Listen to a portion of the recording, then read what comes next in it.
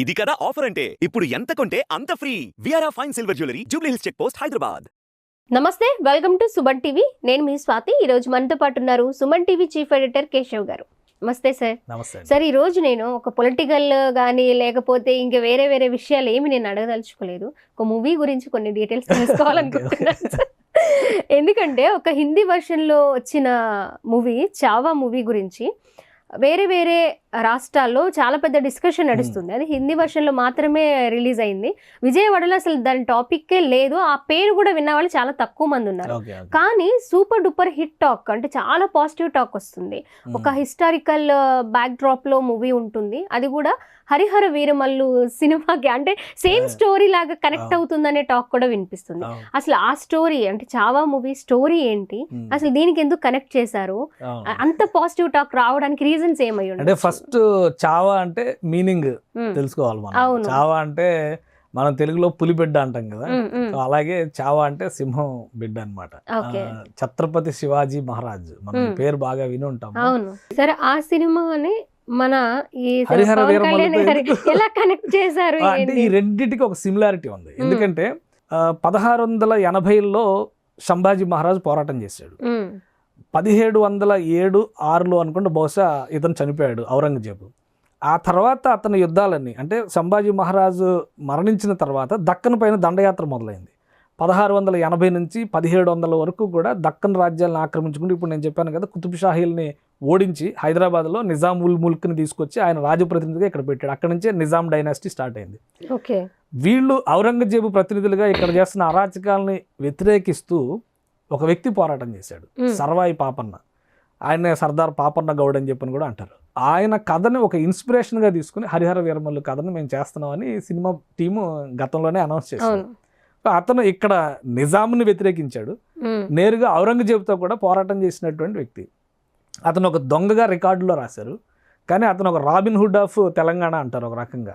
ఇక్కడ పేద ప్రజలపైన చేసినటువంటి దాష్టికాలను ఎదుర్కొనేటువంటి క్రమంలో పన్నులు వసూలు చేసి డబ్బు తరలించేటువంటి ఆ బృందాలపైన దాడులు చేసి దాన్ని మళ్ళీ పేదలకు పంచారనేది చరిత్ర చెప్తున్నటువంటి. అందుకనే ఈ సినిమా మీద ఎక్స్పెక్టేషన్స్ పెరిగినాయి. పైగా పవన్ కళ్యాణ్ ఈ మధ్య కాలంలో సనాతని ధర్మం గురించి ప్రచారం చేస్తూ దేశవ్యాప్తంగా పాపులర్ అయ్యారు. సో ఈయన ఏం చెప్పబోతున్నాడు, అందులో యుద్ధం కూడా ధర్మం కోసం యుద్ధం అని చెప్పని ట్యాగ్ లైన్ పెట్టారు ఆ సినిమాకి. టీజర్ రిలీజ్ అయింది, ఫస్ట్ సాంగ్ రిలీజ్ అయింది, మొన్న సెకండ్ సాంగ్ అయితే రికార్డ్స్లోకి వెళ్ళిపోయింది. 1 డేలో మిలియన్స్ దాటేసింది అది. సో ఇట్లాంటివన్నీ ఉండేసరికి, పైగా ఇది first pan India movie. Pawan కళ్యాణ్కి సంబంధించి 5 లాంగ్వేజ్లో ఈ సినిమాని ప్లాన్ చేశారు. చావాకున్న డిఫెక్ట్ అదే. చావా సినిమా కనుక ఇప్పుడు ఉన్నటువంటి ట్రెండ్ని అర్థం చేసుకొని ఒక 3-4 భాషల్లో చేసి ఉంటే, కనీసం 3 భాషల్లో, హిందీ తర్వాత తెలుగు, తమిళ్ యాక్సెప్ట్ చేయకపోవచ్చు, కానీ శివాజీకి తమిళకి కూడా చాలా సంబంధాలు ఉన్నాయి కాబట్టి యాక్సెప్ట్ చేసేటువంటి అవకాశం ఉంది. శివాజీ మహారాజు మన శ్రీశైలం అమ్మవారి దగ్గరే కదా, విగ్రహం దగ్గర ఆమె దగ్గర కొలిసినప్పుడే కదా ఆయనకి ఒక కత్తిని బహుకరించారని ఒక చరిత్ర చెప్తున్నటువంటి కథ ఒకటి ఉంది. సో ఇట్లాంటి కనెక్షన్స్ ఉన్నాయి కాబట్టి వాళ్ళు తెలుగులో కూడా చేసి ఉంటే ఇంకా ఎక్కువ వచ్చి ఉండేది. 300 కోట్లు వచ్చినాయి మొదటి 2-3 వారాల్లోనే.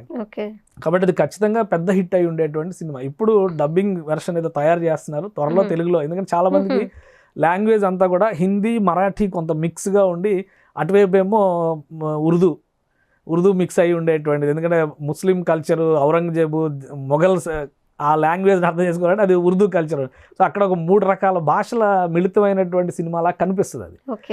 అందుకనే చాలా మందికి అర్థం కాక ఆసక్తి లేక చూసేటువంటి పరిస్థితి. కానీ మౌత్ టాక్, సోషల్ మీడియాలో వచ్చినటువంటి పాజిటివ్ రెస్పాన్స్ వలన చాలా మంది అసలు ఈ సినిమాలో ఏముంది చూడాలనేటువంటి ఇదిలో, త్వరలో తెలుగులో వస్తే కనుక అది ఇంకా అటెన్షన్ క్రియేట్ చేస్తుంది. రాకపోయినా ఈ Harihara Veeramallu different story.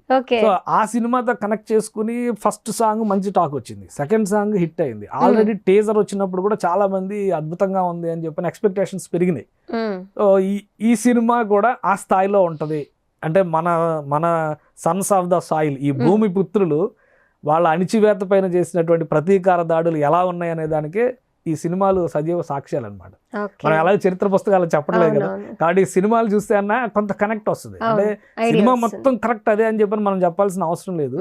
But cinema చూసినాక వీళ్ళెవరు, ఎందుకు చనిపోయారు, ఈ దేశాన్ని ఎందుకు ఇంతలా ప్రేమించారు, ఒక్కసారి ఒక 5 నిమిషాలు ఇంటర్నెట్లో బ్రౌజ్ చేస్తే చాలు, చాలా డేటా వస్తుంది. Okay. ఇదివరకు లేని వెసులుబాటు. ఇదివరకు అవును. ఏంటంటే వాళ్ళ గురించి తెలుసుకోవాలంటే ఈ లైబ్రరీకి వెళ్ళి పుస్తకాలు పుస్తకాలు వెతుక్కోవాల్సి వస్తుంది, లేదా తెలిసిన వ్యక్తుల దగ్గర నుంచి మనం తెలుసుకోవాల్సి వచ్చేది. ఉమ్, ఇప్పుడు మీ చేతిలోనే మొబైల్ ఫోన్ ఉంటుంది కదా, 2 నిమిషాలు సర్వాయి పాపన్న ఎవరు అని చెప్పని సెర్చ్ చేస్తే డేటా వస్తుంది. ఉమ్, సంభాజీ మహారాజ్ ఎలా చనిపోయాడంటే చరిత్ర ఆధారాలతో సహా డేటా వస్తుంది. ఓకే. కాబట్టి అవి చూస్తానికన్నా కనీసం ఆ ఇన్స్పిరేషన్ కన్నా ఈ సినిమాలు చూడాలి. పిల్లలకి, నెక్స్ట్ జనరేషన్ పిల్లలకి తెలియాల్సినటువంటి కథలు ఇవి. అవును. సో వాళ్ళ వెర్షన్ కొంతమంది అనొచ్చు ఇది 2 మతాల మధ్య చిచ్చు, వాస్తవం ఎప్పుడు కూడా అలానే ఉంటుంది, కఠినంగా ఉంటుంది. వాస్తవంలో ఏది వాస్తవం అని తెలుసుకోవాలి. ఔరంగజేబు ఆయన తండ్రిని జైల్లో పడేది. షాజహాన్ చాలా గొప్ప చక్రవర్తి, తాజ్మహల్ కట్టించాడని మన చరిత్రలో చదువుతాం. ఆయన చివరి జీవితకాలంలో 8 ఏళ్ళు జైల్లో పడేస్తారన్న విషయం తెలియాలి కదా జనాలకి.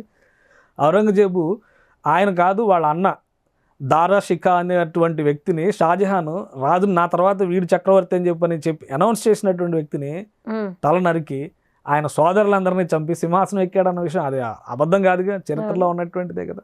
ఇవన్నీ తెలియాలి కదా జనాలకి. అంటే సొంత వాళ్ళని చంపి బ్లడ్ బాత్ అన్నమాట సింహాసనం ఎక్కినటువంటి చక్రవర్తి మొఘలుల్లో ఇతనే.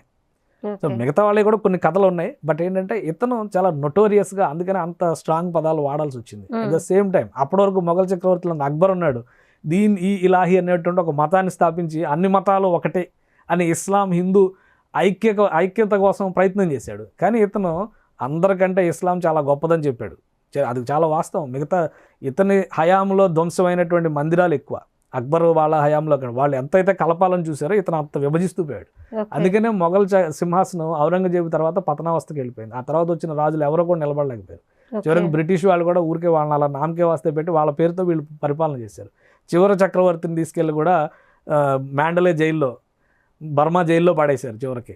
So okay. అటువంటి పరిస్థితులు. ఇంకొకటి ఏంటంటే చావా సినిమాలో అర్థం చేసుకోవాల్సినటువంటి విషయం, ఈ దేశ చరిత్రలో మొదటి స్వాతంత్ర సమరం అంటే 1857లో జరిగినటువంటి రివోల్ట్ గురించి ఎక్కువ మంది మాట్లాడతారు. ఉమ్, కానీ వాస్తవానికి శివాజీ మహారాజ్ లాంటి వాళ్ళు దానికంటే 100 ఏళ్ళు 150 ఏళ్ళ ముందర పోరాటాలు చేశారు వాళ్ళు. అసలు ఈ దేశాన్ని ఎవరి పణం కానివ్వమని అడ్డం నిలబడినటువంటి వ్యక్తులు. కాబట్టి వాళ్ళ గురించి తెలుసుకోవాలి. అవును. 1857 తిరుగుబాటు కూడా డల్హౌసీ తీసుకొచ్చినటువంటి రాజ్య సంక్రమణ సిద్ధాంతం అంటారు కదా, డాక్ట్రిన్ ఆఫ్ ల్యాబ్స్, మీకు వారసులు లేకపోతే మీ రాజ్యం బ్రిటిష్ వాళ్ళకి చెందుతుంది అనే అనేటువంటి సిద్ధాంతానికి వ్యతిరేకంగా వచ్చినటువంటి పోరాటం కానీ దేశం మొత్తం మాది, మా దేశంలో మీ పాలన చల్లదని చేసిన పోరాటం కాదు. అది మనం అడాప్ట్ చేసుకున్నాం అలాగే. కానీ దానికంటే ముందు అసలు ఈ దేశం ఇంకొకటికి తల వంచదు అని అలెగ్జాండర్ పోరాటం కోసం వచ్చినప్పుడు మౌర్య చంద్రగుప్తుడు ఎలా అయితే అడ్డం నిలబడ్డాడో, పురుషోత్తముడు ఎలా అయితే పోరాడాడో జీలం నది తీరంలో, ఆ పాకిస్తాన్ సరిహద్దులో ఇప్పుడు ఉంది కదా, అక్కడి నుంచి అలెగ్జాండర్ వెనక్కిపోవాల్సిన పరిస్థితి వచ్చింది కదా. ఆ తరహాలో దక్షిణాపదానికి అడ్డుపడినటువంటి మహారాజులు ఈ దేశ బిడ్డలు